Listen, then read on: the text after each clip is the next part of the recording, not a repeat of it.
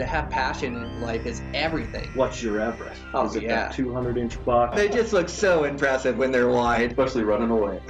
Welcome to this week's episode of Eastmans Elevated. It's like a think tank for outdoor activity. Sounds exactly like my hunting. Just always thinking about it, always trying to evolve it and make it better. Here's your host, Brian Barney.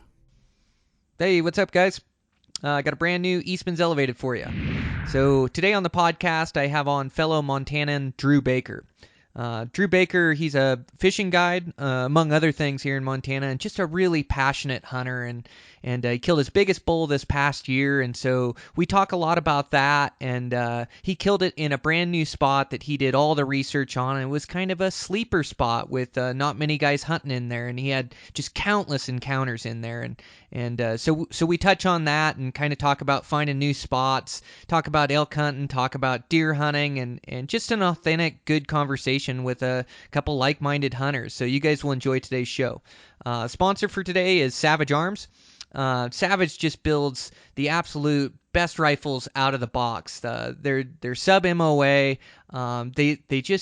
They build it with great components and great accuracy, and the gun guys that I know talk really highly about Savage Arms, and I know the guys in the office, Guy and Ike, use them, as well as some of the other guys, Brandon and Scott. I know they use the Savage rifles, so just a great company and a great rifle. You can't go wrong with great out-of-the-box accuracy, so make sure to check out Savage Arms, and thanks to them for sponsoring the podcast.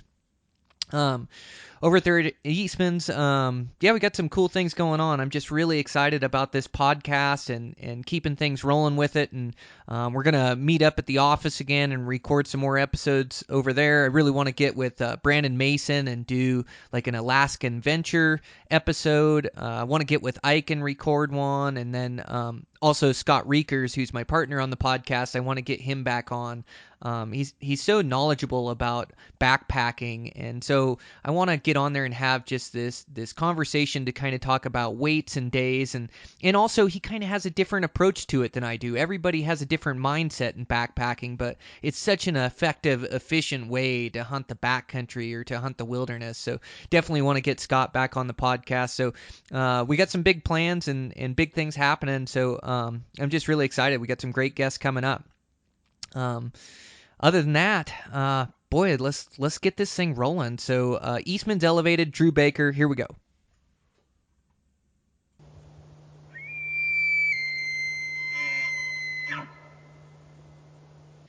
All right, I'm here with fellow Montanan Drew Baker. Drew, how's it going? Great. How are you doing, Brian? Yeah, I'm doing good. Well, you're a fishing guide here in Montana, and I always think fishing guides make really good hunters. Yeah, I guess we're just like anybody else, but we're skilled in a lot of patience dealing with some clients, and so I think that definitely helps us out in the long run there, chasing animals in the woods. Well, yeah, and we've talked before, but I think there's so many similarities between fishing and hunting. You know, whether you're reading water or you're reading the landscape that you're hunting, and you're trying to either find trout or you're trying to find deer or elk or whatever it is. But there's a lot of similarities to it, I think. Yeah, totally. Like we've talked before, stalking a big bull elk is very similar to stalking a big brown trout. They're both programmed to make us look like fools. I swear to God. Sometimes you only get one shot, and if you screw up in any way, don't play your wind right, maybe you get snagged in that bush above the bank there, and that's your shot. And if you blow it, you probably won't ever see that bull or brown again. And it's a lot of similarities there. Well, like you say, we're almost set up to fail. Their instincts are just so good that they're just going to beat us a lot of the time. And whether it's an elk or a trout, which drives me nuts, by the way, when you get like one toss at that bank you've been waiting all day for, and you hit that limb above it, like you say, and you snap it off, and then you don't get any cast down that bank, and there's no hitting it like you. It's high-pressure moments, and if you don't get everything right, or sometimes even you do get everything right, it's just a high degree of difficulty. And same thing on a bull elk, chasing those things around. I mean, it's all got to go absolutely perfect to get an arrow in it, and he's probably got to make a little mistake along the way, too. Yeah, totally. There's very little room for error there, and and second chances just don't really exist, it seems like, when you're on the river or on the mountain. So you got to play your cards right to get the big ones. And like my dad used to tell me, they don't get big being stupid, and that's very well a fact there. They sure don't get big being dumb. No, well, especially in today's day and age with pressure and other guys out hunting and chasing them, like, they get educated, and elk don't live to be, 100 years old like us. Well, if we're lucky, 80 to 100. Us guys don't fare too good after 80, but, they don't live that long. They live, 10 to 15 years tops. And so, every year of knowledge that they gain, they just get so much smarter in the woods, and they just have a knack for making the right moves. Yeah, definitely. I've done a little bit of research on the fishing side of things, and they get conditioned from the research I've done. It definitely helps them out. They're built to learn and try to stump us too, and that's one of the things that draws me, and I know a lot of other guys, to just anything outdoors is just the pursuit of getting better. We can always get better and up our game, and the animals and the fish are doing the same thing. And that's kind of what drives me, is you can never be the best hunter in the world or the best angler. It's all about that pursuit to get to the next level and just keep up in our game. Yeah, there's levels to this thing, and you just keep improving and keep getting better. But yeah, like you said, I don't think you ever reach a ceiling or a limit. You're just always learning and getting better and improving, and you're always you're still making mistakes. I still make mistakes, and I still learn from it. And the ones that I hate are like the ones that I really knew better. Like I'll have a bull, and I'll have a quartering wind maybe, but the approach just looks so perfect. It looks like you can come right over top of this ridge, and he's going to be right there in bow range, and the wind's maybe just kind of quartering down across him, and you think, oh, I think I can make it work, and you go and you do this play, and you sneak up and pop over the top, and he's gone, and he's running away, and he winded you, and it's like, gosh, I know better to not try to cheat that wind, but here I go again, like you almost just have to learn these lessons over and over sometimes, but or you're a little bit more intelligent and pick up on it. I try to learn from it, but it just seems like you're still bound to make mistakes every season and learn from them. Oh yeah, we definitely like to push our luck a lot, and a lot of times that gets us in a little trouble up there. But it's tough not to, that when you think you have the perfect shot or the perfect opportunity to push that luck, and it's a good learning lesson though when it kind of bites you in the butt there, and then you go home and start over square one and go at her again and just keep learning from those mistakes. Well, yeah, and it's such a fine line, and especially with elk, but any species really, it's like this fine line between being patient and being aggressive. Like, and there is no handbook on when to go all in and make your aggressive play. It all just comes with experience and instincts, and you just get better at reacting to situations. But it is like this really fine line, and sometimes you go over the line and get too aggressive, and then the other way is that you go over the line the other way, where you get too passive and you don't capitalize on opportunities or don't go for a long stalk or whatever the case may be. But it sure is a fine line that we have to walk to be successful elk hunters. Yeah, definitely. There's a lot of what ifs. What if you would have went this way around that ridge, or played the wind this way, and back to the fishing thing, what if I would have just cast it 5 feet further up the river from them? There's so many what ifs, and it seems like most of the time it's the wrong. I guess what you didn't help you out at all. But as long as you're learning from those little mistakes and those little what ifs, and just continually getting better, it'll definitely help you out in the long run. Yeah, I think you're right. I think that is the key, is learning from it, and you're still going to make mistakes, but you just try to learn from every one, and also try to like set ego aside too. Like you don't kind of, it's easy to blame it on it was the wind, or I don't know. I just find a lot of times, like, the way the human psyche works is that you almost want to make an excuse for it so you don't feel bad about your own skill set. But if you're just really honest with yourself and you go, I snapped that twig, I got in a hurry there in the end of that stalk for some reason, and I pushed it and I made too much noise, or I crossed the edge of that meadow. I thought I could get away with it, but they picked me out. And you really look at it and you really look where you made your mistake, and you're right, hindsight's 20/20. I mean, you're gonna mess up and you're gonna look back and go, what if I would have done this, or what if I would have done that? But I think it's that what if that you're learning from. Like, okay, well, next time I get the chance, I'm gonna play it this way. And you just try to store that information and then call upon it the next time you get an opportunity. Yeah, definitely. Like I mentioned, as long as you're learning from those what ifs, and just a good tip, I keep a journal with you and write all that stuff down, so that way if you encounter a similar situation, you can always reflect back on that, and then just writing it down is going to make sure that you remember it too, just kind of going over it more than once in your head, and just playing that stuff out before it happens again. That's going to be a key to a lot of success, I think.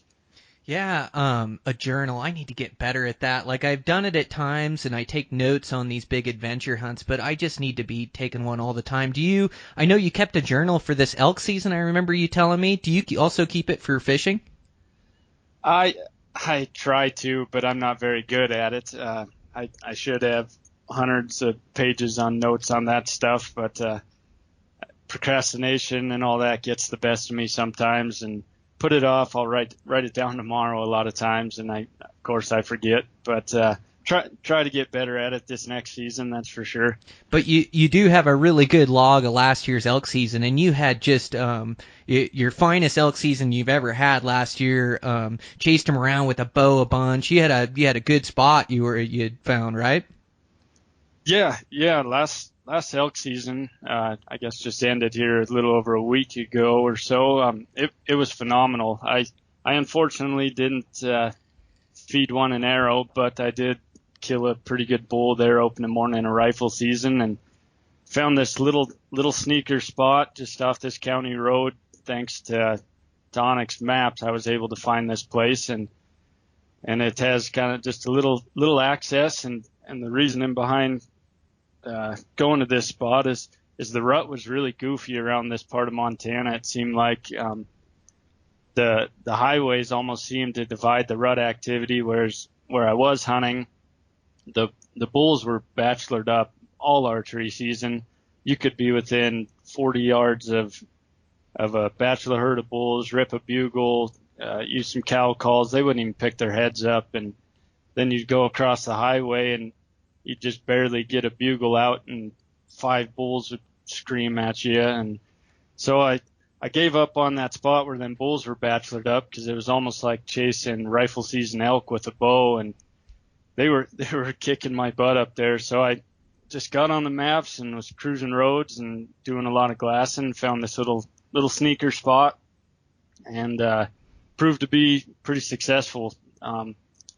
Archery season, unfortunately, like I said, I couldn't seal the deal on the one I want, and I got pretty picky, and I kept pretty close logs on a lot of the bulls I got in on, and I passed on 17 what I found to be, or thought to be, ethical opportunities at harvesting a bull, and I kind of regret just about every one of those, but none of the situations lined up to harvest the one I wanted, but it was a phenomenal season. I learned so much this year about this area and just hunting elk, and learned a lot about myself. Pushed myself a lot harder than I probably should have, but I wouldn't take it back for anything. Man, how cool.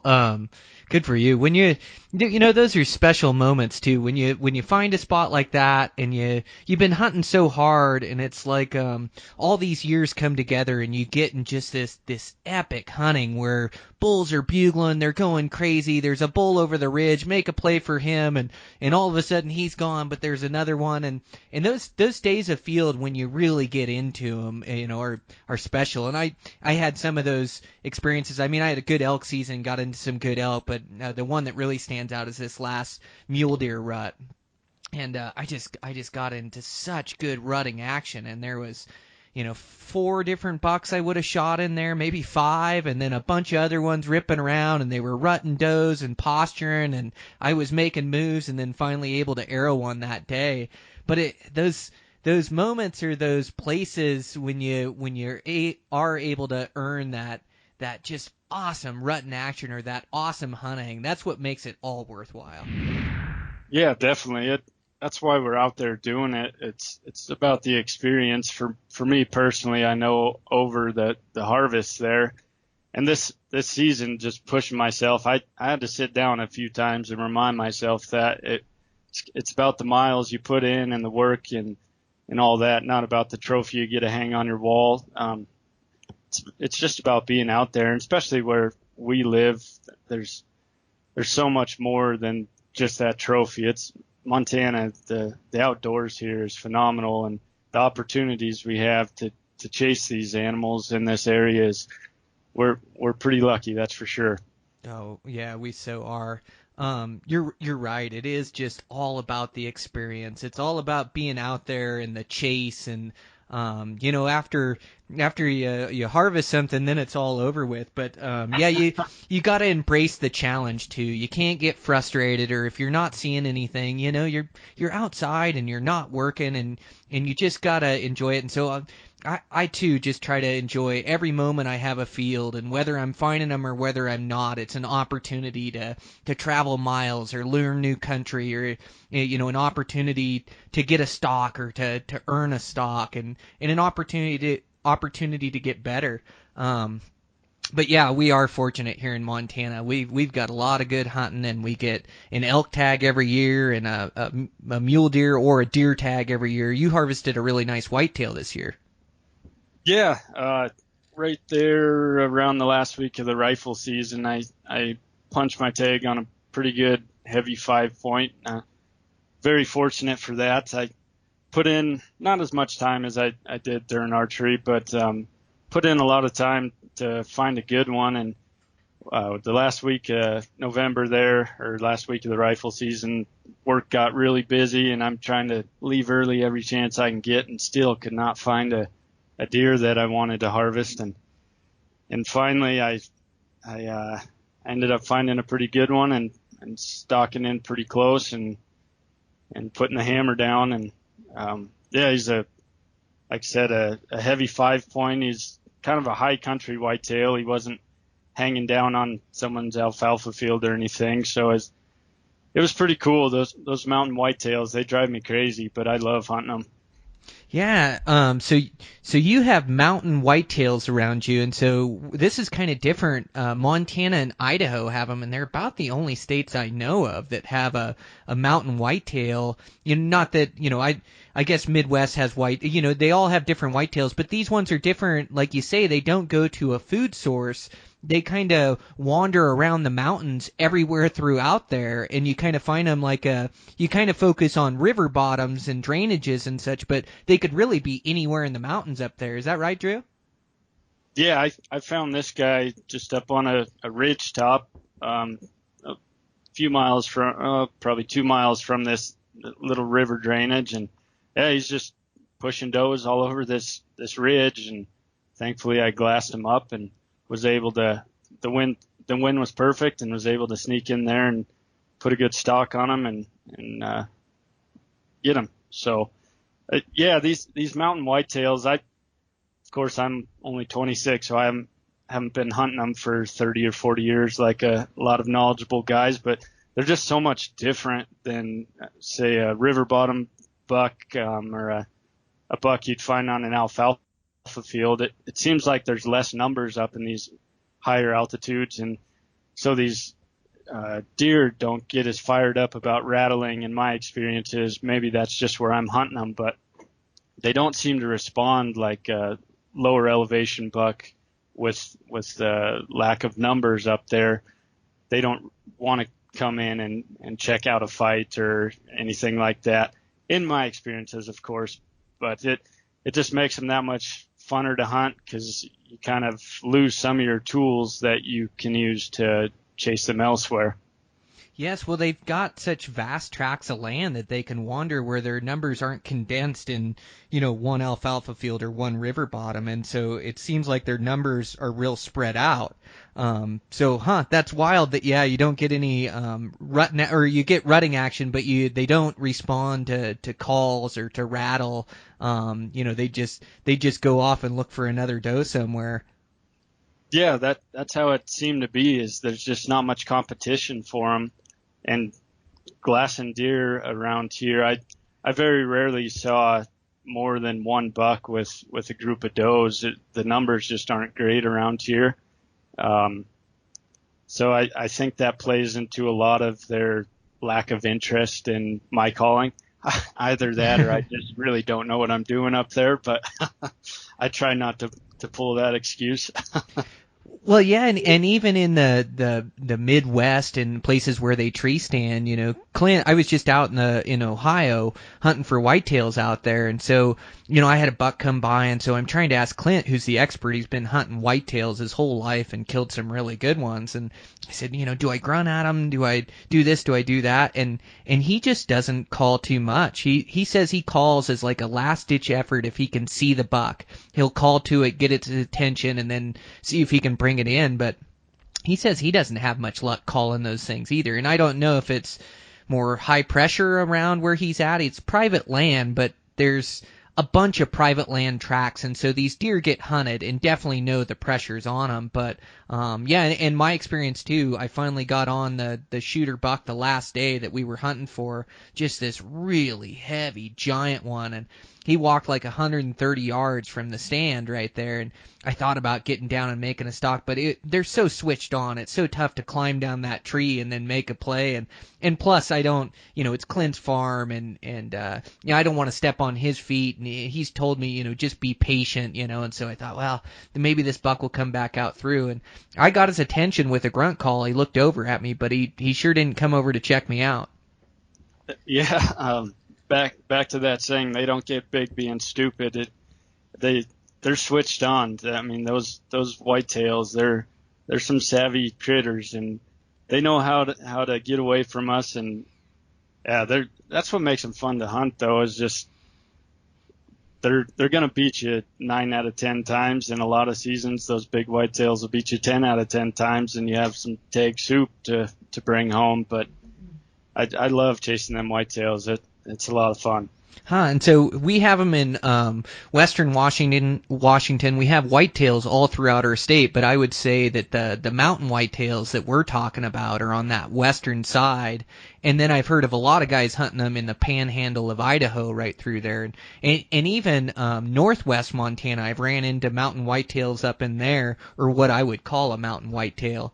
And then that panhandle of Idaho, I know, has a late bow season, and a lot of those guys go up and do that hunt up there, and that looks like fun. I know when I'm down there fishing, like Clearwater or somewhere on the salmon, it looks like pretty cool country to hunt whitetails. Yeah, I haven't spent a whole lot of time over there, especially not hunting. Usually I'm over there on the Clearwater chasing steelhead or something. But yeah, that'd be a lot of fun to get in on some late season whitetail hunting. That stuff around the Clearwater, and that's where Lewis and Clark came through down the Locksaw, and the Locksaw and the Selway meet. They form the main fork of the Clearwater down there. But that's some really cool looking country, and I know some of that is Indian owned in and through there that you can't hunt, but a lot of that stuff, like going up the South Fork or farther down that Middle Fork, that's cool looking country to hunt. Yeah, it sure is. And I'm just over there fishing. I feel like you see a lot of deer, so the numbers are there, and it always seems to be a little warmer than it is this time of year at home. So it'd be a nice break from the frigid Montana winter that we suffer from. Yeah, well, they're so low in elevation there. They're only at about, I think it's like 1,000 feet in elevation. And so, yeah, it definitely keeps a lot cooler there. Like, they get an earlier spring than we do. That green grass just starts up there so much earlier. And like you say, it's just warmer than Montana. And it's just right over the hill for us. I mean, I don't know about you, but Missoula is like 3 hours away and then 3 hours down there to go fish for some steelhead or hunt for some whitetails. But yeah, that'd be fun to take on one of these years. I'd like to do that. Yeah, definitely. I'll have to get on the maps and kind of plot out some areas to check out when I'm over there chasing steelhead, and maybe make a play on them in the next fall or whenever the season is. That sounds like a good time. Yeah, I think they hunt them in the late season. They might even be hunting them now, or maybe it's late November, but it's right around. It's right around now. I know that.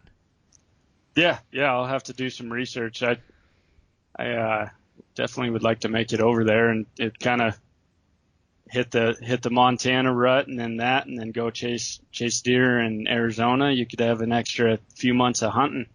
Yeah. Sounds like a good deal. Yeah, and you're gonna make the trip down to Arizona this year, right? Yeah, I'm planning on heading there right around the first week of January. Go chase some deer around with a bow for a few weeks, and again just get away from the January weather we have up here, and see if I can't make a play on a big muley or coos down there. But a lot of research left to go. Just kind of shooting in the dark down there. I've never even driven through Arizona, so I'm excited to go down there and see what I can make happen. Oh, that is so cool.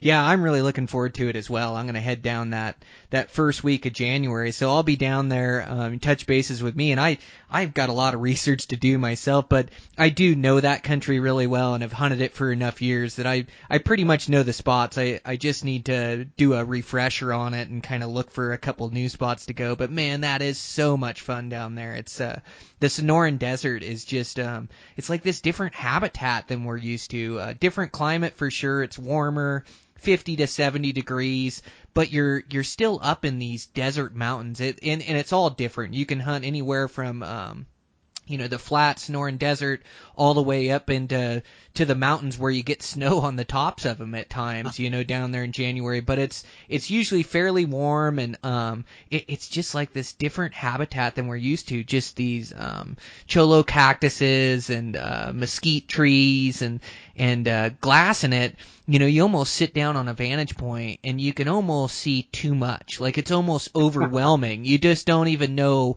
where to start or what to look at. But then you just start picking that place apart with your binos. We usually tripod them up, and then you're just scanning that landscape up and down and trying to pick those things out. And they're really tough to see. They're small and they're this gray color. And when they freeze, you just can't see them. I mean, they're the gray ghost for a reason. They are so tough to glass, and you'll see one, pull your eyes away, and then try to find that thing again. It'll take you 10 minutes to find it. Sometimes you never find it again, So sounds like quite the challenge, but it sounds like a lot of fun, though. I feel like around here, I haven't really pursued mule deer quite a bit, so I'm not used to getting up on those high peaks and glassing all day, so it'll be a new style of hunting for me. So I'm pretty pumped to go give it a whirl. Oh, it's so fun, and they're beautiful deer down there too, and they're it's right in the heart of their rut, and they're whitetails, but they don't even they remind me of a whitetail when they run away. They're whitetail bobs back and forth, but they're just smaller, and they're a subspecies that's evolved over thousands of years to live in that desert, and so I don't even think of them as a whitetail. They're switched on as a whitetail for sure, and they have some of the same tendencies, but they're just like this different little desert deer that is just so fun to hunt. And then you get down there and you get into it, and you start to appreciate them, and they're a smaller deer, and 100-incher is a really good one, but 100-incher all of a sudden starts to look pretty big to you because proportionally it's got this big body and wide chest, and it's a size and a half bigger than the does, and you're watching them rut and posture towards other bucks, and they're aggressive and living down in that desert landscape, and you really start to get into it and appreciate them, and you just I always like the experience when you get to hunt a new animal and a new species and test your skills. So man, you're gonna have a blast down there. I'm really excited to go down and hunt them again this year. Yeah, it sounds like a lot of fun.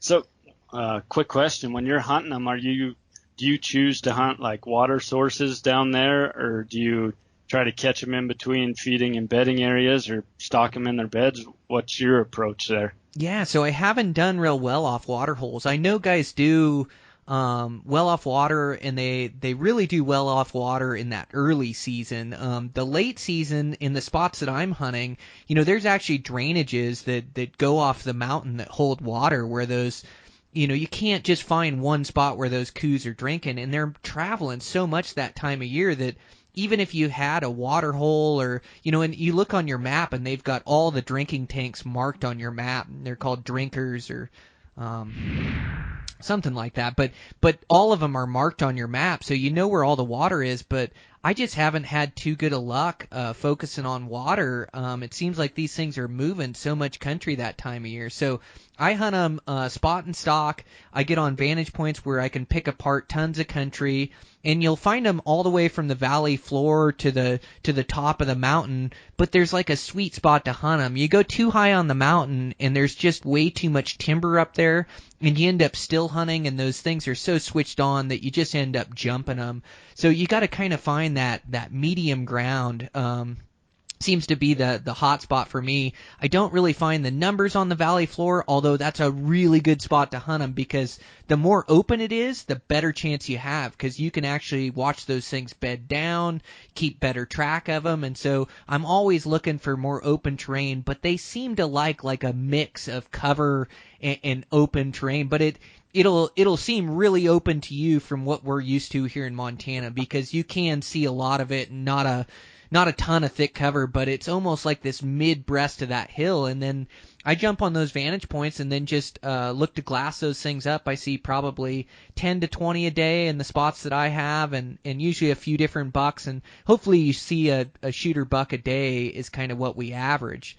But yeah, I sit up there and I watch and I wait, and sometimes you're trying to cut them off. It's always a matter, you see them and you go, can I get there? Can I make it there before he disappears? And the rut is the blessing and the curse of these things, because it's the blessing because you get to see them because they're out looking for does and chasing does and rutting does. The curse is they're always moving. Sometimes you'll watch them go just mountains away from you and you just never get a chance at them.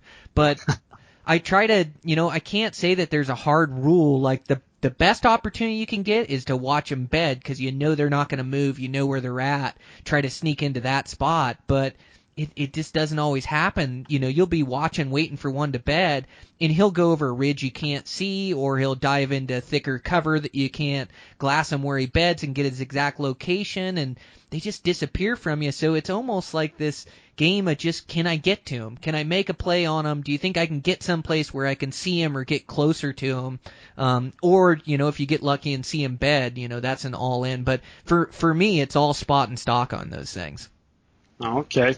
Now, is that how you pursue rutting mule deer up here with your bow as well? So the tactics, if I choose to chase muleys down in Arizona, would they kind of be the same as the coos deer? Just best bet is if they're bedding and just get up and glass them? Is that how you would approach that? Yes, I would. I'd find those vantage points and try to glass up those bucks and glass up those deer. And mule deer, I think where you're going to be finding mule deer, you'll have a better chance of watching those things bed down, unless you start finding them in heavy timbered country. But if you see them, they're just darker and bigger and stand out more, and so you'll have a better chance of cutting those off, better chance at watching them bed, and almost a higher percentage play, I would say. Those coos, they are really switched on. But if you get in a good spot and you're able to find bucks and make plays on them, it's amazing how quick it can come together and send a good arrow. But yeah, I'd play those same tactics on mule deer for sure. Okay, good to know. And then we've talked before, and you've mentioned javelina tags. Can you tell me more about that?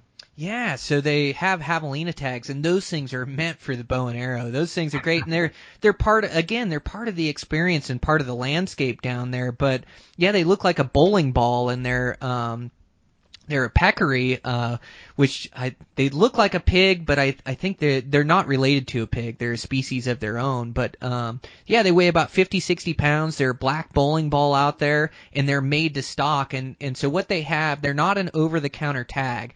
They've got quotas on them, but the quotas, every time I've been down there, or every time I've looked at it, there's always leftover tags you can pick up for the unit you're hunting. The only bad thing is your deer tag is good for multiple units, and so you can kind of jump around to different units and find spots that you want to hunt. With those javelina, you have to stay in the unit you buy the tag in. And so, for you going down not knowing where you're going to end up, if you know you're going to be hunting mostly in this unit or a couple different units, then you could look for a tag in there. Or otherwise, you might even just get into country and then, God, it's so far back to Tucson to get a javelina tag. You'd be best just to have a javelina tag in your pocket. I think they run like $150 or something like that, and you have to go into the Arizona Fish and Wildlife in there. I believe that's how you used to have to do it. But yeah, I'd definitely pick up a javelina tag and try to get one of those. And it's just another bow hunting opportunity when you're out there. And I've snuck up on them before, and they are just a cool species. I had one. I should bring my recurve down there to try to harvest one, because they don't have very good eyesight, and maybe they're more keen than I think. But every one I've found, I've been able to get really close to. And so I saw this herd feeding this one night when I was walking back to the truck, and I thought, I'm going to sneak up on them. And so I kept getting closer and closer, and pretty soon, I'm inside 10 yards, and pretty soon I'm 5 yards away from this feeding javelina. And then I'm thinking, gosh, I'm too close. Like, what do I do if this thing comes at me, And it finally sees me, and all its hackles stand up on its back, and I think, oh no, here we go. I'm going to have to throw my bow at it. And but then it took off, and it took the whole, herd of them, I guess? Took the whole herd of them away. But yeah, they're a really cool animal. I really like seeing them down there. They are part of the experience. Yeah, definitely. If you're going down there, or I guess if I'm going down there, I might as well try to make the most out of it and put one of them on the list and see if I can't find a javelina. Yeah, I think so. I need to get one this year too. I wouldn't mind bringing my recurve down there. I don't have any kills with my recurve yet, and I've been practicing for a couple years, and I've got pretty efficient. I know if I can get inside 25 yards, I can make that shot. So yeah, I wouldn't mind taking my recurve down there and carrying it in my pack. They're pretty light, and just a couple 3 arrows or something, and try to sneak up on one of those things. I think that'd be fun. Yeah, definitely. With the javelinas, do you eat them like a pig? I guess that's kind of a naive question. I have no idea. Well, I have a naive answer for you. I'm not sure. I think you do eat them. Yeah, I think guys eat them. I've heard they can kind of smell a little funny or something. I think when you skin them out, they've got some scent glands that go all the way up their back. They're a little funky, but yeah, I do think I know you eat them. I don't know how they taste. I've never tried them, but I think they're pretty good. They give out tags for it, and guys are harvesting them. So, like most things, it probably comes down to your butcher and your cook. It's because I hear some people that don't like antelope and say they taste sagey, and every antelope I have killed, it's just my family's favorite meat. It's our favorite animal of the year. But I know, we skin them out, really quick after we kill them, get them cooled down, and then I butcher them within a couple days. Really, I don't let them hang or anything. But our antelope are great, and I hear of people that don't like them. Yeah, every antelope I've ever eaten has been awesome. So I don't know if maybe some people's taste buds are just a little goofier than ours, but I think antelope are pretty great, and I imagine it's probably just a kind of tomato with the javelina too. It's just however you cook them. It's all going to be a little different, but some people like it and some won't. Yeah, well, and I hear people talk about gamey taste. I think if your meat has gamey flavor, like it's something went wrong, and they're like, our meat is so good. It's such organic, good protein to put into your body, and maybe I'm just used to it, and that's the deal. I mean, there definitely is a different flavor from everything's corn fed nowadays, whether it's your chicken or your beef, and that definitely has a different flavor than a grass fed animal, and they are a lot leaner. But gosh, the mule deer I harvest are just excellent. Antelope I harvest, elk, you name it. I've been happy with everything. I mean, I really haven't had too many bad experiences. I had one super old bull that I shot that was like He got aged over 15 years old. I've still got the skull from it. Really regressed. Wow. One of the oldest elk my taxidermist had it aged because the teeth were so rotten in it. But, that bull was really tough. I had to grind my steaks into burger or sausage or whatever I did that year. And it was fine that way. It didn't have a bad flavor, but it definitely was really tough where it wasn't worth making a steak out of. But I've had really good luck with all my animals. Yeah, I'm with you there. I've shot a few older cows over the years that it's like chewing on a piece of leather. But as far as the gamey taste, our deer and elk they're pretty primo stuff. It's all good. And at the end of the day, I still have a full freezer, so even if it isn't perfect, I'll still eat it. Well, yeah. And I've got a family too, and we just work really hard at our recipes and using up all our meat, but we really appreciate it. I mean, I think it's so cool we can go out every year and hunt for and harvest our own meat, and then pack it out and then butcher it ourselves. And so we work really hard. Not every recipe works out, but for the most part, it is dang good. I'm gonna do a roast tonight for the family.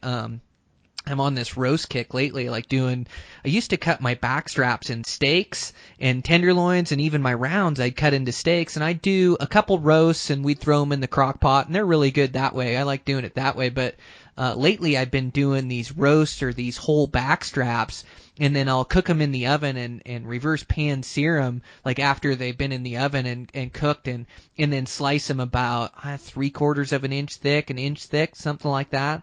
That is so tender and so good. So we've been digging on that lately. So that's what I'm going to cook tonight. Sounds awesome. I'm having elk steak for dinner myself, and yeah, with the tenderloins, the last few bulls I've killed over the last handful of years, I just leave the whole tenderloin as a roast, throw it in the smoker. That's about as good as it gets. That's why I do it. Oh, I know it. Isn't that so good? So you put yours in the smoker.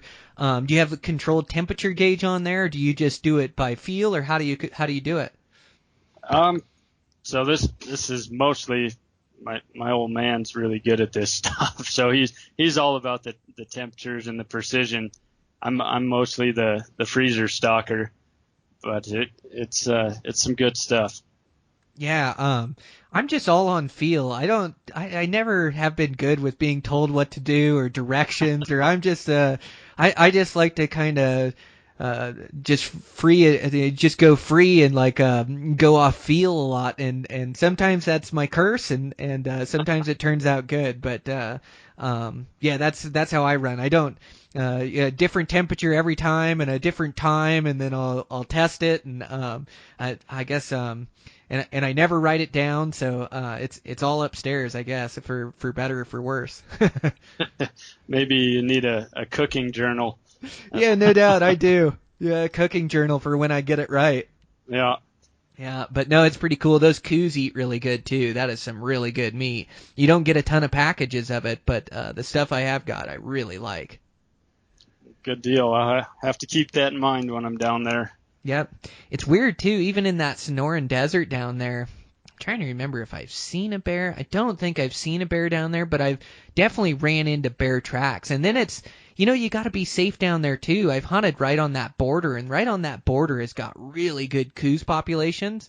But it's also got a migration of Mexicans that come across, too. So you got to be careful down there. I've heard, you don't want to park your rig overnight. And I've stayed down there overnight, but usually I opt to drive back and get back another 50 miles or so and stay up there. But yeah, I've been driving down the road on those border units, and I saw father and son and gave him some water. They were just dying on the side of the road, but they were pretty much waiting for Border Patrol to pick them up. And while you're down there, you do see a good Border Patrol. There's a lot of Border Patrol down there driving around. They'll set up on high hills, and they'll set up I don't know if it's night vision, or they set up some satellite thing where they're trying to pick up maybe body heat or something like that, and trying to pick these guys up.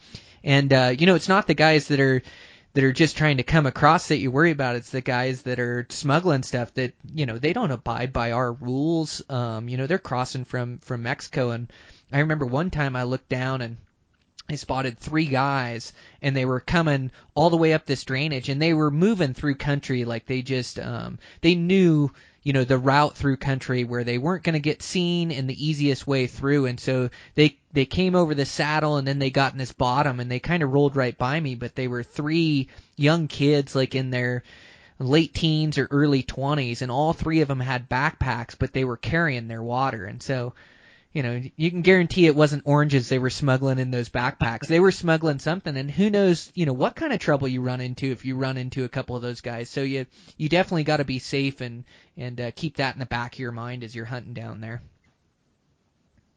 Yep. I lose you, Drew? Yeah. No, can you hear me? Oh, I got you back there. Right. Yep. Yep. Can you hear me now? Yeah, I got you. I was breaking up. This dang internet's going to be the downfall of me sometimes. Well, I just don't have good luck with these podcasts. Yeah, no, it'll turn out fine. I had the last one I did, I had it. I lost the call and had to call back and kind of edit in.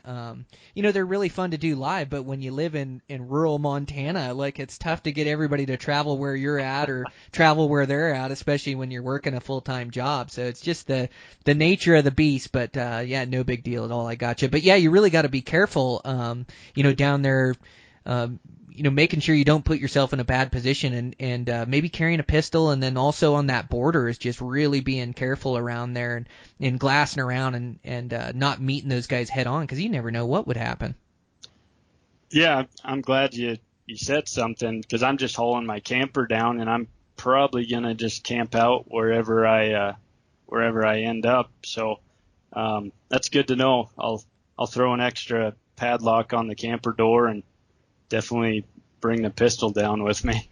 Yep. For the most part, I've had really good luck down there. I haven't ever had anything broken into, and leaving my truck down there. I mean, I probably hunted down there 30, 40 days and left my truck. I've never had any issues, but definitely on that border, I think you got to be careful down there. But, that also, like, I know, I realize that a lot of them are just trying to make a better life for themselves and come across and they want to get a job. There isn't much opportunity to make money in Mexico, and they want to come across and have a better life for them or their family, but they sure don't respect where they're coming to. They come onto this Sonoran desert and this mountain landscape that's just absolutely beautiful, and they just leave trash everywhere. And maybe it's not all of them, but it sure seems like all of them. I pick up more trash when I'm down there, and it's all got Spanish labels, and you're just going, gosh, you just think this place that you want to come to and make this better life for yourself, that you'd respect it a little bit more. But I guess that's the way I think, not the way they think. Yeah, I agree with you. It's definitely a bummer. I'm sure I'll do my fair share of trash picking up too when I'm down there. Got to keep the woods clean. Keep those animals safe. Yeah, and we're lucky here in Montana. We've got a clean state and clean mountains, and we're really fortunate. You get around some of these bigger cities, and it's almost depressing. Like, you drive up a mountain road, and people are dumping trash everywhere. And also, I think state laws play a big factor into it as well. I know living in Washington, is where I grew up. I've been in Montana now about 20 years, but growing up there, I know they charge you for your trash, and so a lot of people would just find an old road and just dump their trash down there. It's just a shame. I mean, that Washington in that coastal rainforest is so beautiful, and you're just coming across trash. And same thing down off that Mexican border down in Arizona. It's so beautiful, and I love it so much, but it sucks to run into that trash down there. Yeah, it's definitely a big bummer, and you can bet that they're not outdoorsmen out here and enjoying it like we are. So hopefully some more rules or something get put in place to make it more affordable for those that are doing it, or to definitely fix that problem, because I'm with you. That's a sad deal to see ditches full of garbage and hillsides full of garbage. It doesn't make it look good when we spend more time up in the hills than anybody, and then there's garbage up there. So I'm sure a lot of fingers get pointed at guys like us, which is it's not a good deal. No, and like you say, most guys are cut from the same cloth as we are, that respect the land and the experience and being up there and take care of it and pick up trash that they find.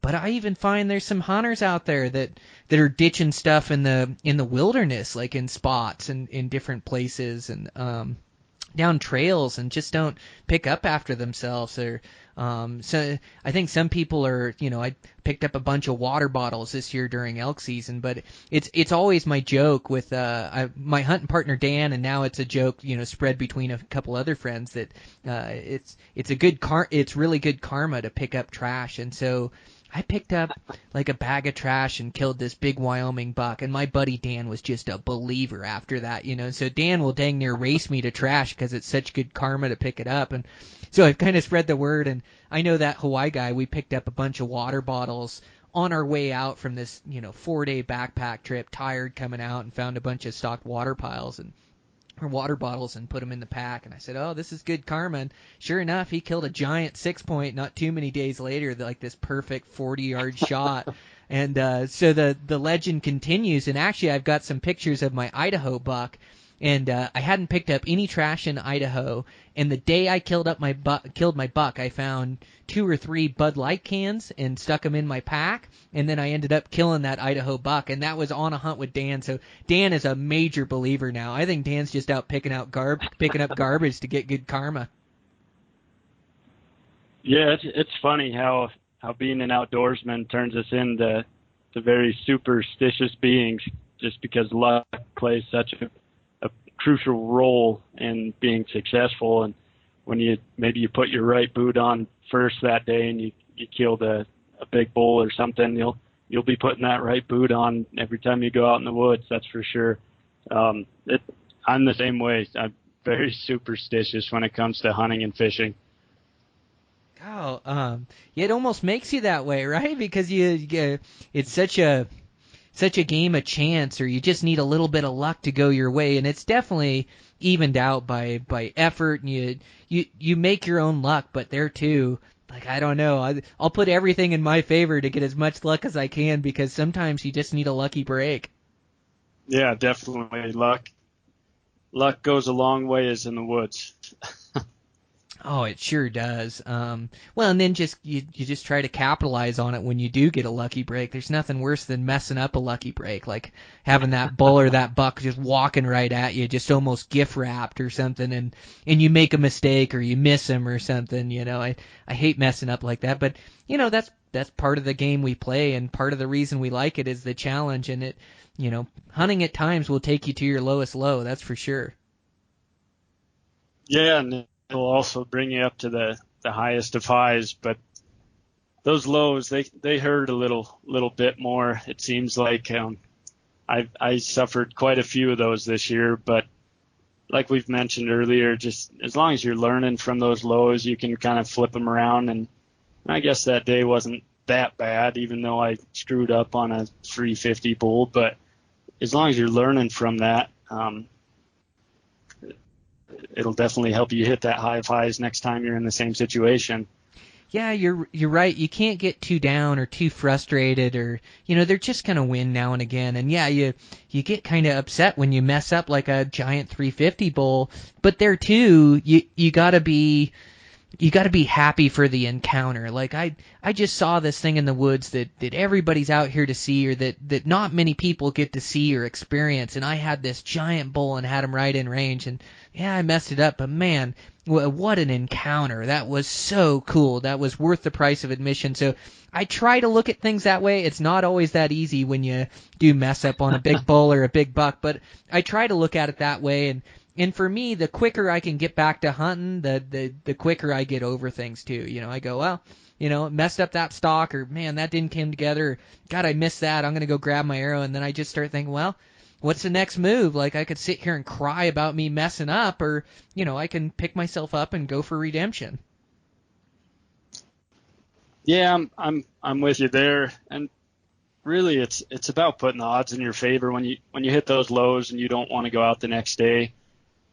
Just tell yourself that eventually, if you're out there, it'll come together, but you're not going to kill them by sleeping in or or sitting on the couch. So you got to be out there. The more you're out there, the more close calls you'll have, the more you'll learn, and the more success you'll inevitably have. But it's just all about stacking those odds to win, and you only do that by getting over those lows and like you said, just keep grinding and it'll come together. Oh, that's so true, Drew. Like what you said about going that next morning. Like you kind of get beat up and you kind of feel like, oh, I spooked all the elk out of there. It's not going to be that good tomorrow. I'm gonna take tomorrow off, even though you have the morning to hunt. But the persistence is deadly. Like the more you're out there, the more things happen, and that's exactly how I killed my bull this year. I went on a trip and I missed the rut as the rut just goes in peaks and valleys. Sometimes you hit it just right and they're rutting like crazy, and sometimes you hit a valley like you did on that other side of the highway where you were talking, where the bulls just weren't talking and they were bachelor herded up and they're just not rutting. It's just peaks and valleys depending on when those cows come into estrus. But yeah, I totally missed it. I was hunting bulls in bachelor herds, just like you stated. It was like hunting elk during rifle season with your bow, but kept at it. I didn't get one killed, and I came home and I'm trying to get a couple more days so I can fill my elk tag, and I'm also trying to film this elk hunt, and so trying to get a couple more days that I can go hunt this elk hunt. And so I finally got another cameraman. We're going to meet and we're going to go for 3-4 days, but I just couldn't help myself. I had to be out that night before, and I passed up a 5, and that next morning we're leaving this day, but I can't help myself. I've got to go out there and go see in the morning. It was pretty good rut in action, and so I went out there by myself and able to self-film. I killed a 6-point that morning. It just came together, and then then I had to call the cameraman, and it all worked out. He ended up coming down and going antelope hunting, and he still had his antelope tag, so it all worked out. But that's exactly why I killed my bull this year. I just kept at it. I almost get obsessed with it. Like I got to be out there every day, just trying and make it happen, because it could be the day. Yeah, exactly. You never know when the stars are gonna align for you, and you're gonna seal the deal on a big bull or a big deer, but you'll never know if you're not out there. And that I'm with you. There's a lot of mornings where I had to drag myself out of bed saying, like, you took today off from work, like either call in and say you're going to work or else go to the mountains. And I'd rather go to the mountains than work. I guess who wouldn't? But I mean, it was tough after you've been hunting for the last 6-7 days, stacking on miles every day, and a lot of close calls, a lot of those lows that we've talked about. It's tough to drag yourself out of bed and get out there again. But the more you're out there, like I said, the better your odds are going to be. Yeah, it almost just out there, which is. Yep, sorry, Drew, it was kind of breaking up there, but yeah, no, you're so right. Like, it is. It's just day in, day out, making yourself get out there and continually go for it, and that's what creates luck. And I'm always optimistic. I always think it's going to be the best day of hunting or the best day of fishing. Do you think that way? You have to. I always tell my clients if you're having a kind of a bummer morning, really slow start, like, don't get discouraged. Fish feed off of our positive vibes, and I 100% believe that. If you're positive, you're going to cast better. You're going to have better presentations. I think if you're positive in the woods, you're going to hike harder. You're going to take the long way around just because you stand a better chance at seeing more animals. I think that'll help you out a lot. Is just forgot where I was going with that one. Oh, Drew, no, you are spot on. You made one of the best points there, that they feed off positive vibes. Oh, that's so true. So you're right. So it isn't that they're reacting off your positive vibes. What your positive vibes do is you believe you're going to see an elk, or you believe you're going to catch a trout, and so like you're hunting or you're fishing with purpose. And so you're right, even if the fishing is slow, like if you continually believe that that big one's going to come up off this bank, like you cast and you make every cast right on the bank and you hit every mend and you get that drift just perfect because you believe it's going to happen. The moment you stop believing, you just stop caring so much, you stop putting it in all the right spots. And so yeah, I think that ties directly to hunting, is that elk feed off positive vibes. I really like that, because if you go and think you're not going to see anything, you're not looking as hard, you're not hunting as hard, you're making mistakes walking through different timber in different places. Like, you have to believe in the spot you're hunting, and even if it's poor hunting in the morning, you keep believing that you're going to find an elk, and the elk feed off positive vibes. When you're hunting with intent like that and with purpose, and you believe you're going to find an elk, and you believe you're going to locate one, and when you do find one, you're going to kill it, like hunting with those positive vibes, it benefits you. That's a really good point, Drew. Yeah, we just need to come up with a catchier slogan than elk feeding off positive vibes, like the fish one. It seems to work out a little better. Yeah, we totally do. All right, well, I'll think on that. Well, man, I've had a really good time talking to you, Drew. Thanks a bunch for being on the podcast. You'll have to come on again, like maybe after this Arizona hunt, and make sure you touch bases with me down there if you're having troubles finding them or have any questions or anything. But we should do this again after the Arizona hunt. Yeah, I'm definitely down. Thanks a bunch for having me on here. It's definitely a cool opportunity to get on here and talk to you and swap hunting stories. So big thanks. Yeah. Thank you, Drew. And congratulations on your season. Biggest bull to date and a nice whitetail this season. So you did good. Yeah, thank you very much. I appreciate it. All right. Well, we'll talk to you soon. Thanks again, Drew. Yep. Thanks, Brian. All right. That's a wrap. Really fun conversation with Drew. It's just really intriguing, this new elk spot that he found, and such great hunting through the bow season and then through the rifle season, where he eventually harvested his best bull. But these sleeper spots and these new spots, they exist out there on public lands. It's just about us guys doing the research and doing the glassing and the scouting and finding these locations where we can get into this really good hunting. So fun conversation with Drew. Wish him all the best this next season and down in Arizona. I hope he had a good hunt down there. So make sure to check him out. Sponsor for today's show is Savage Rifles. Again, guys, just the best rifles made with out-of-the-box accuracy, great components, gonna last you the test of time, and gonna be a great shooting rifle for you. So make sure to check out Savage Arms. Over there at Eastmans, we're going to record those podcasts and just keep things rolling on. I got another article coming out in the next issue and one in this issue. Just writing all the time. They're so great to work with over there. That Todd Helms is the editor, and if you're thinking about writing a story for Eastman's, make sure to get a hold of him. He's just a huge asset. I always really enjoy our conversations, and he's always good to bounce ideas off of. But I really enjoy working with him on the articles and working with Scott on this podcast and planning for the future. And it's just a really cool deal.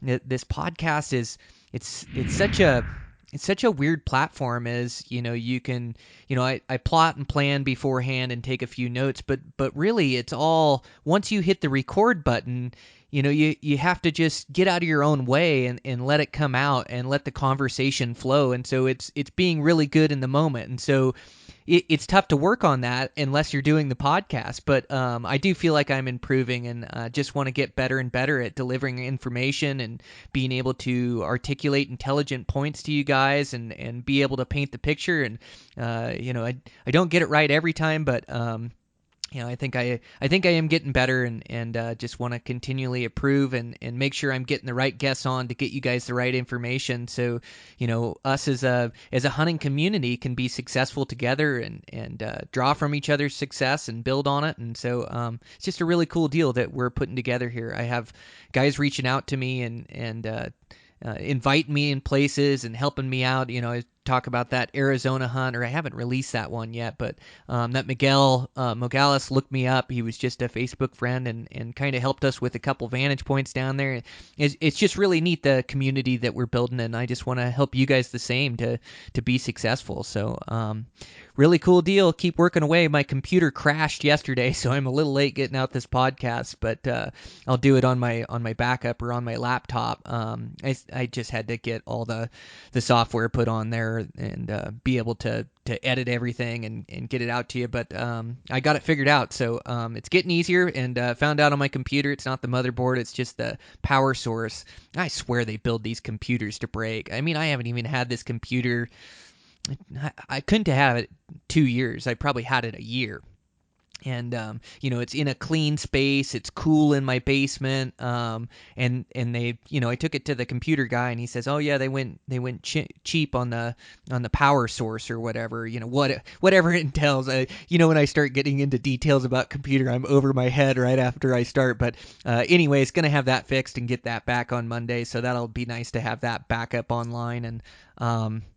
Let's keep this thing rolling, keep these computers running. It's always tough when you can't fix it with an Allen wrench. It's like you say, get down to the motherboard, and I'm pretty lost. Basically, you open up the back of the computer, and I'm lost. I don't want to touch anything in there, but we'll get this thing up and running again and be good to go. And it's just life. You have things go wrong, like a construction company. We've had some problems we're working through, and nothing major or anything. It's just it's basically just construction and issues that you have to work through, and computers dying, and it's on the fritz, and I'm trying to get out podcasts, and I had a bid I was working on trying to get out, but they're just hurdles. It's life, and we're only here for a short time.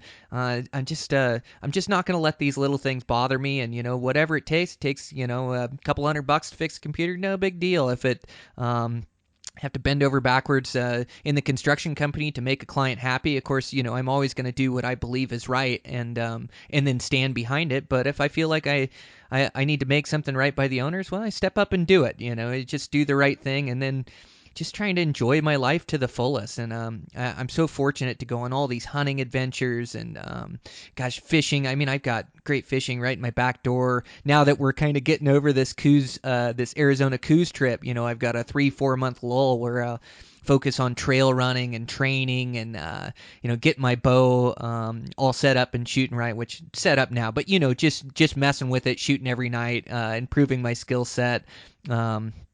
Just so many good things out there that can't let a couple things drag me down, or negative comment or anything like that. So just got to keep rolling on. It's just the way of the world. So all good here in Montana, and enjoying life to the fullest, and check in with you guys next week. Thanks as always for all the support on the podcast, you guys.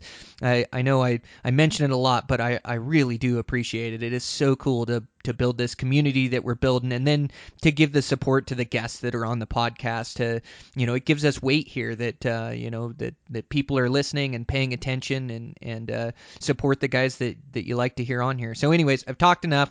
Have a good week, guys. Check in with you next week.